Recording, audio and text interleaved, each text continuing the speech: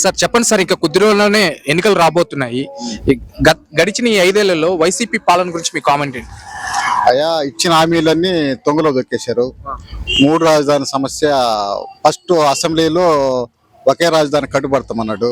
తర్వాత గెలిచిన తర్వాత 3 రాజధానులు అన్నాడు. అక్కడే పోయింది. తర్వాత పోలవరం ప్రాజెక్ట్ లేదు.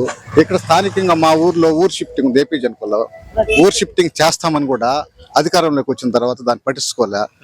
ఇల్లు సోమిరెడ్డి చంద్రమోహన్ రెడ్డి గారు ఉన్నప్పుడు ఇల్లు శాంక్షన్ చేశారు అక్కడ ఊర్లోకి వాళ్ళకి. అవి 5 ఏళ్ళైనా కూడా 100 ఇళ్ళు కట్టలేని పరిస్థితి.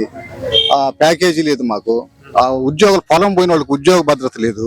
ఈ ఏరియాలో అయితే అసలు 10% కూడా ఓటింగ్ ఆయన పడే పరిస్థితి లేదు. ఈసారి చంద్రమోహన్ రెడ్డి గారు మీద కనీసం 25-30 వేలు ఓటింగ్ మెజార్టీ గెలుస్తాడు. కావాల్సిన సర్వే చేయండి.